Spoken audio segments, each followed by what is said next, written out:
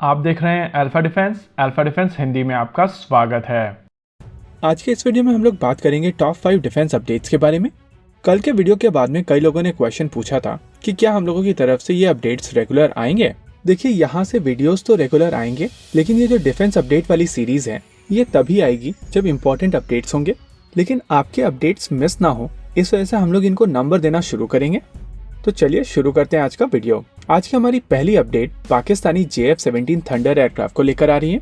JF-17 thunder block 3 aircraft की कुछ नई तस्वीरें निकलकर बाहर आई हैं, और अगर आप इन फोटोग्राफ्स को ध्यान से देखेंगे तो आपको समझ में आएगा कि पाकिस्तान की तरफ से लगभग 8 से 10 एयरक्राफ्ट जो कि JF-17 थंडर ब्लॉक 3 वेरिएंट के हैं वो बना लिए गए हैं।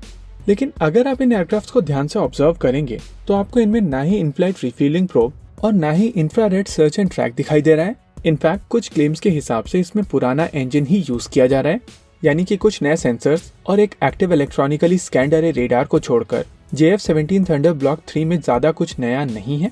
लेकिन इसमें फिर भी दो पॉजिटिव चीजें हैं। पहला, पाकिस्तान की तरफ से काफी तेजी से अपनी एयरफोर्स के ऊपर काम किया जा रहा है, और दूसरा, JF-17 थंडर का प्रोडक्शन रेट काफी बेहतरीन है। वैसे कुछ पाकिस्तानी एक्सपर्ट्स की तरफ से क्लेम किया जा रहा है कि इसमें इनफ्लाइट रिफ्यूलिंग प्रोब एक डिटैचेबल टाइप का इनफ्लाइट रिफ्यूलिंग प्रोब होगा, यानी कि ऐसा इनफ्लाइट रिफ्यूलिंग प्रोब होगा जो मिशन के हिसाब से अटैच या डिटैच किया जा सकेगा। इस क्लेम के सही होने के चांसेस कम हैं, लेकिन फिर भी हम इस पर नजर बनाए रखेंगे। अब बात करते हैं आज के अपने दूसरे अपडेट के बारे में। आप सभी को याद होगा, कुछ समय पहले हम लोगों ने आपको एक अपडेट दिया था कि DRDO की लैब कैब्स यानी कि centre for airborne systems Netra airborne early warning और कंट्रोल सिस्टम के इम्प्रूव वेरिएंट के ऊपर काम कर रहे हैं, जिसको नेत्रा 2 कहा जा रहा है। लेटेस्ट अपडेट के हिसाब से नेत्रा 2 को लेकर कैब्स एक इम्प्रूव्ड इलेक्ट्रॉनिक सपोर्ट मेजर के ऊपर काम कर रही है। नेत्रा 2 के ऊपर जाने वाले electronic support measure artificial intelligence और मशीन लर्निंग से लैस होंगे। लेटेस्ट अपडेट के हिसाब से कैब्स ने ये सिस्टम डेवलप कर लिया है, और अब कैब्स की तरफ से इस सिस्टम की टेस्टिंग शुरू की जाएगी। इस टेस्टिंग रिक्वायरमेंट के लिए कैब्स एक पार्टनर को ढूंढ रहा है, और ये पार्टनर मोस्ट लाइकली एक डिफेंस प्राइवेट सेक्टर कंपनी होगी। अब बात करते हैं आज के अपने तीसरे अपडेट के बारे में। इंडियन नेवी का लॉन्ग रेंज एंटी सबमरीन और maritime reconnaissance aircraft P-8I Neptune अब गोवा से भी ऑपरेट करेगा। गोवा में स्थित INS हंसा से ये एयरक्राफ्ट अरेबियन सी और अफ्रीकन कोस्ट तक एंटी सबमरीन वॉरफेयर मिशंस लेंगे। जैसा कि आप जानते हैं कि चीन की प्रेजेंस अरेबियन सी में भी धीरे धीरे बढ़ रही है, और हॉर्न ऑफ अफ्रीका में रिसेंटली चाइना ने अपना एक बेस बनाया है। ऐसे में इन एयरक्राफ्ट की इंपॉर्टेंस और ज्यादा बढ़ जाती है। इंडियन नेवी के प्लान के हिसाब से गोवा में ऐसे 4 एयरक्राफ्ट को प्लेस किया जाएगा।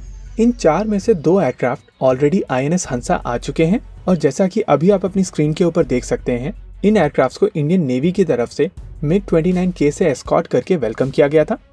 अब बात करते हैं आज के अपने चौथे अपडेट के बारे में। आज का हमारा चौथा अपडेट इंडियन नेवी के मरीन कमांडोज यानी कि मार्कोस को लेकर आ रहे हैं। नेवी के एलीट कमांडो फोर्स आने वाले समय में अपने कमांडोज को एक man portable unmanned under water vehicle से लैस करने वाली है।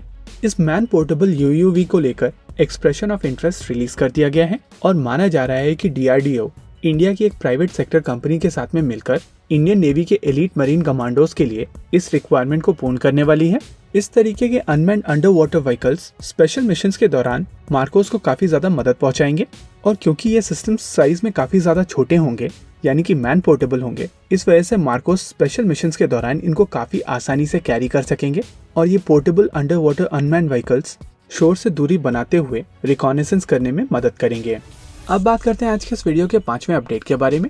इंडिया की एक private sector company Osho Corp make in India के MiG-2 के तहत एक 3rd generation man portable anti tank guided missile बनाने वाली है। माना जा रहा है कि ओशो कॉर्प इस man portable anti tank guided missile के ऊपर पिछले 3 साल से काम कर रही है, और अब मिनिस्ट्री ऑफ डिफेंस की तरफ से इनको प्रोजेक्ट सैंक्शन ऑर्डर दे दिया गया है। वैसे DRDO भी एक man portable anti tank guided missile के ऊपर काम कर रही है, और उनकी एंटी टैंक गाइडेड मिसाइल इस समय टेस्टिंग के एडवांस स्टेजेस में है। ऐसे में ये देखना दिलचस्प होगा कि ये एंटी टैंक गाइडेड मिसाइल जो ओशो कॉर्प डेवलप कर रहा है वो कहाँ फिट होती है। इसी के साथ आज के इस वीडियो में रखते हैं केवल इतना ही। वीडियो को अंत तक देखने के लिए धन्यवाद। देखते रहिए अल्फा डिफेंस। जय हिंद।